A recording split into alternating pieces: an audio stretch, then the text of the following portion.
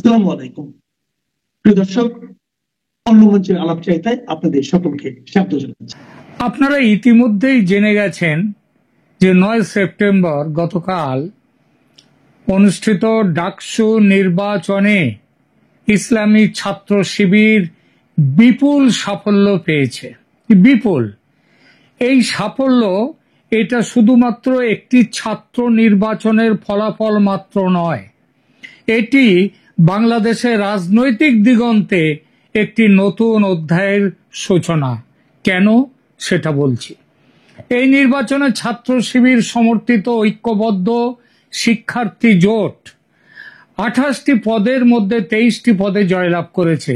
শিবিরের প্রার্থী আবু সাদিক কায়েম উপসভাপতি হিসেবে 14,042 ভোট পেয়ে জয়ী হয়েছেন, যেখানে তার নিকটতম প্রতিদ্বন্দ্বী বিএনপি ছাত্র দলের আবিদুল ইসলাম খান পেয়েছেন মাত্র 5,708 ভোট। প্রায় 10,000 ভোটের, প্রায় 9,000 ভোটের মতো ভোটের ব্যবধান। সাধারণ সম্পাদক পদেও শিবিরের এস এম ফরাদ পেয়েছেন 10,794 ভোট এবং সহ সাধারণ সম্পাদক পদে মহিউদ্দিন খান পেয়েছেন 11,772 ভোট। এই বিজয় কোনো সাধারণ নির্বাচনী ফলাফল নয়, এটি 1971 সালের স্বাধীনতার পর প্রথমবার কোনো ইসলামী ছাত্র সংগঠন এত বড় বিজয় লাভ করল। এর ফলে সংকটটা কোথায় আসছে দেখুন। বিএনপির সংকট এবং বিএনপির সংকট এসছে। বিএনপির সংকট হয়তো সরাসরি নয়, কিন্তু ছাত্র দলের ভয়ঙ্কর পরাজয়। ছাত্র দলকে বিএনপির ছাত্র যে সংগঠন, ছাত্র দলের এই শোচনীয় পরাজয়ের পেছনে রয়েছে বিএনপির দীর্ঘদিনের রাজনৈতিক দ্বিচারিতা। নির্বাচনের আগে ছাত্রদল জামাত এবং ছাত্র শিবিরের বিরুদ্ধে যুদ্ধ অপরাধী, ইসলামী মৌলবাদী এবং পাকিস্তানের দালাল বলে বিভিন্ন অভিযোগ তুলেছিল, কিন্তু ছাত্র সমাজ ভুলে যায়নি যে বিএনপি নিজেই একই দোষে দুষ্ট। ইতিহাসের দিকে তাকালে দেখা যায় 1972 সালে সংবিধানের 38 অনুচ্ছেদের মাধ্যমে ধর্মভিত্তিক রাজনীতি নিষিদ্ধ করা হয়েছিল, কিন্তু 1976 সালে প্রেসিডেন্ট আবু সাদাত মোহাম্মদ সায়েম এই অনুচ্ছেদ বাতিল করে দেন এবং পরবর্তীতে বিএনপির প্রতিষ্ঠাতা জিয়াউর রহমান তিনি জামাত এবং ইসলামী রাজনীতির উপর নিষেধাজ্ঞা তুলে নেন। কে তুলেছিলেন? জিয়াউর রহমান, বিএনপির প্রতিষ্ঠাতা। 2001 সালে বিএনপি জামাত জোট সরকার গঠন করে এবং এই দুই প্রধান যারা যুদ্ধ অপরাধী ছিল 71-এ, মতিউর রহমান নিজামী ও আলী আহসান মুজাহিদকে মন্ত্রী বানায়। ঠিক তো? ছাত্র শিবিরের কি করেছে? ছাত্র শিবিরের কৌশল এবং তাদের যে ছাত্রদের সমর্থন মানে জনসমর্থন, তার কি কারণ? ছাত্র শিবির তাদের বিজয়ের পর একটা দারুণ কাজ করেছে, আমি বলবো। তারা বিজয়ের পর সাধারণভাবে ছাত্ররা এবং ঐতিহ্যবাহী বিজয় শোভাযাত্রা বার করে, কিন্তু ছাত্র শিবির বিজয় শোভাযাত্রার পরিবর্তে রাতভর নামাজ ও দোয়া মাহফিলের মাধ্যমে উদযাপন করার ঘোষণা দিয়েছে। এটি একটি সুচিন্তিত রাজনৈতিক বার্তা। তারা এই বিজয়কে শুধু নির্বাচনী সাফল্য নয়, বরং আল্লাহর দেয়া একটি পবিত্র দায়িত্ব হিসেবে দেখছে। দেখেছেন পার্থক্যটা? ছাত্র শিবিরের বিজয়ের পেছনে কয়েকটা মূল কারণ আছে। প্রথমত, তারা একটি স্পষ্ট আদর্শিক অবস্থান নিয়ে এগিয়েছে। বিএনপির দিশাহীন রাজনীতির বিপরীতে ছাত্র শিবির তাদের ইসলামী আদর্শের প্রতি অটুট আস্থা রেখেছে। দ্বিতীয়ত, ঢাকা বিশ্ববিদ্যালয়ে তাদের আগের কোনো দুর্নাম ছিল না, কারণ তারা আগে কখনো এখানে ক্ষমতায় ছিল না। তাই কোনো পুরনো দুর্নাম তাদের পেছনে টানেনি। তৃতীয়ত, জুলাই আন্দোলনের সময় গঠিত গোপন কৌশল তারা ভালোভাবে রপ্ত করেছিল, যা ছাত্রদল, বিএনপির ছাত্রদল যেটা আয়ত্ত করতে পারেনি।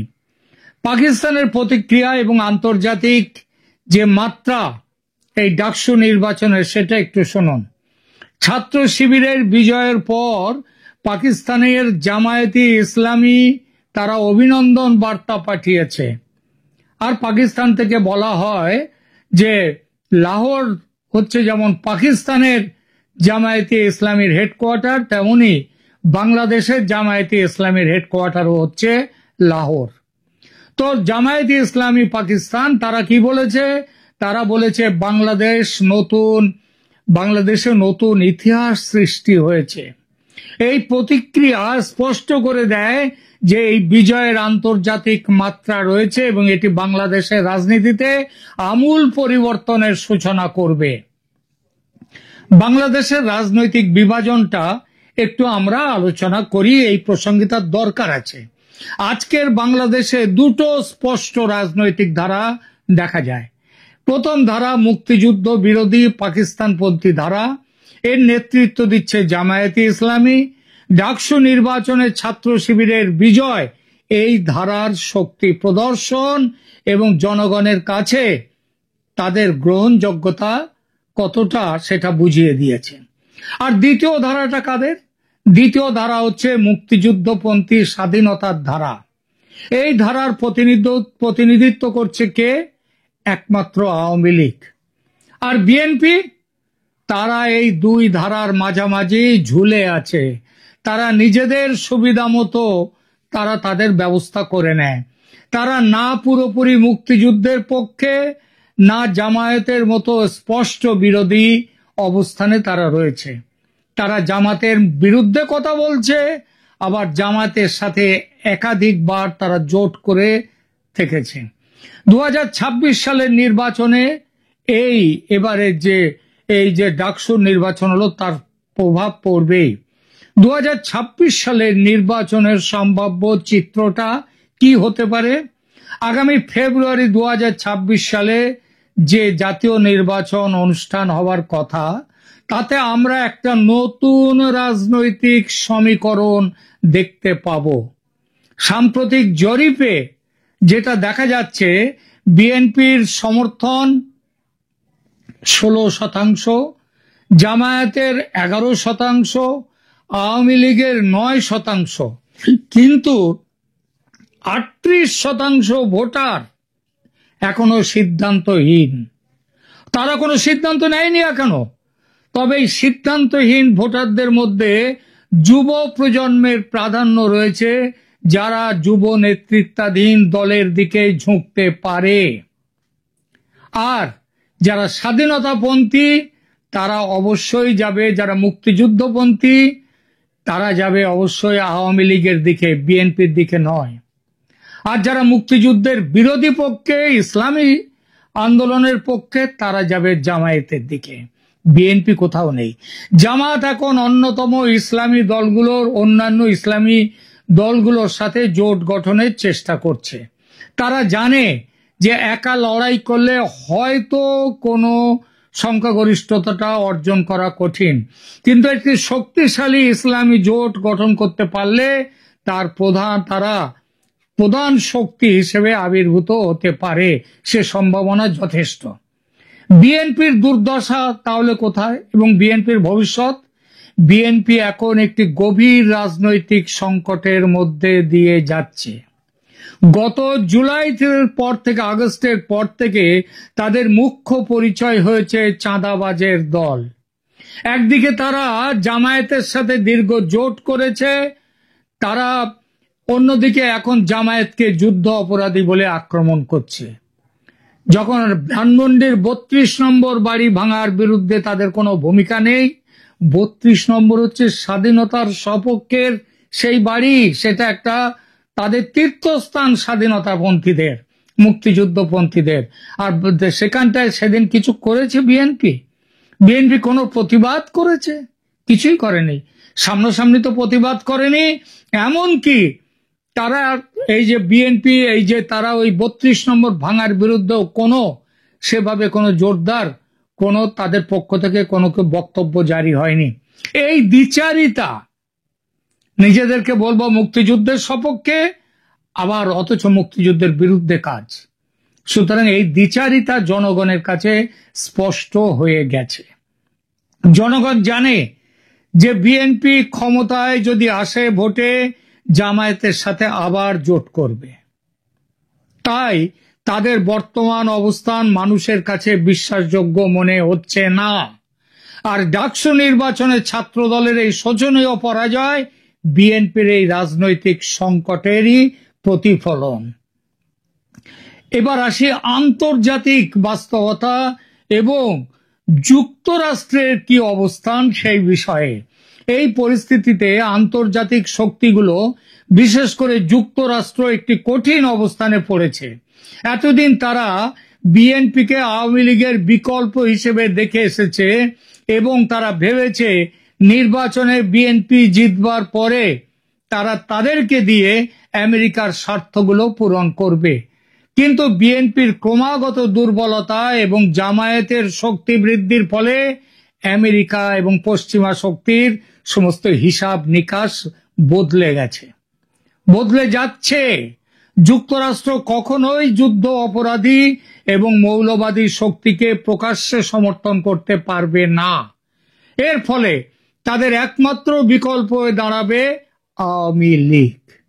যদিও তারা শেখ হাসিনার শাসনের বিষয়ে সমালোচনা মুখর ছিল, কিন্তু বাস্তবতা হলো গণতন্ত্র, মানবাধিকার এবং ধর্মনিরপেক্ষতার প্রশ্নে আওয়ামী লীগ হচ্ছে তাদের নিকটতম মিত্র, যে যখন বিএনপি মাঠে নেই। এবার ডাকসু নির্বাচনের এই ফলাফল আমাদের কয়েকটা গুরুত্বপূর্ণ শিক্ষা দিচ্ছে। প্রথমত, জনগণ স্পষ্ট রাজনৈতিক অবস্থান চায়। দুমুখ নীতি এবং সুবিধাবাদী রাজনীতি, যেটা এখন বিএনপির ধর্ম হয়ে দাঁড়িয়েছে, সেটাকে তারা পছন্দ করে না এবং এই রাজনীতির যুগ শেষ হয়ে যাচ্ছে। দ্বিতীয়ত, আদর্শিক রাজনীতির গুরুত্ব বাড়ছে। যারা তাদের আদর্শের প্রতি সৎ এবং অটুট, তারাই জনসমর্থন পাচ্ছে এবং পাবে। তৃতীয়ত, তরুণ প্রজন্ম রাজনীতিতে নতুন মাত্রা আনছে। তারা পুরনো দলীয় রাজনীতি চেয়ে আদর্শ ভিত্তিক রাজনীতিকে বেশি গুরুত্ব দেয়। এটা দুদিকেই আছে। যেমন মুক্তিযুদ্ধ বিরোধীর দিকেও প্রচুর তরুণ আছে, তেমনি মুক্তিযুদ্ধের সপক্ষে হয়তো তার থেকেও বেশি তরুণ রয়েছে। তাহলে ভবিষ্যতে কোন দিকে চলবে? আগামী দিনগুলোতে বাংলাদেশের রাজনীতি দুটো স্পষ্ট ধারায় বিভক্ত হয়ে যাবে। একদিকে থাকবে জামায়াত নেতৃত্বাধীন ইসলামপন্থী জোট, অন্যদিকে আওয়ামী লীগ নেতৃত্বাধীন মুক্তিযুদ্ধপন্থী শক্তি। আওয়ামী লীগকে নিয়ে আসতেই হবে নির্বাচনে, নইলে নির্বাচন হবে না, এটাও পরিষ্কার জেনে নিন। এবং আওয়ামী লীগ এলে আওয়ামী লীগ হবে মুক্তিযুদ্ধপন্থী শক্তির, তাদের যে সেই শক্তি হবে আওয়ামী লীগ। বিএনপির জন্য এখন সময় এসেছে আপাতত তাদের রাজনৈতিক অবস্থান স্পষ্ট করার। সেটা 2-1 দিনের কাজ নয়।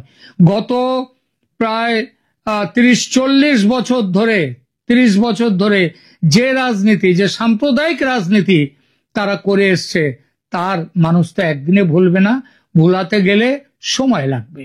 যারা মুক্তিযুদ্ধের আদর্শে বিশ্বাস রাখেন, স্বাধীনতাকে ভালোবাসেন এবং ধর্মনিরপেক্ষ গণতান্ত্রিক বাংলাদেশ চান, তাদের অবস্থান স্পষ্ট হতে হবে। কারণ আগামী নির্বাচন শুধু ক্ষমতার প্রতিযোগিতা নয়, এটি হবে বাংলাদেশের আত্মার লড়াই। আমাদের সবাইকে মনে রাখতে হবে, বাংলাদেশের সবাইকে মনে রাখতে হবে, 1971 সালে 30 লক্ষ শহীদের আত্মত্যাগের বিনিময়ে 2 থেকে 3 লক্ষ নারীর তাদের সম্মানের বিনিময়ে আমরা বাংলাদেশ পেয়েছে একটি নতুন রাষ্ট্র, স্বাধীন বাংলাদেশ। সুতরাং বাংলাদেশের মানুষের তাদের সামনে তাদের নিজেদেরকে প্রশ্ন করতে হবে, তারা কি সেই স্বাধীনতার আদর্শ রক্ষা করবে, নাকি আবার পেছনের দিকে হেঁটে পূর্ব পাকিস্তানের দিনে ফিরে যাবে। ডাকসু নির্বাচনের এই ফলাফল একটি সতর্ক বার্তা। বাংলাদেশের মানুষের এখনই সচেতন হতে হবে এবং সঠিক পথ বেছে নিতে হবে। ধন্যবাদ।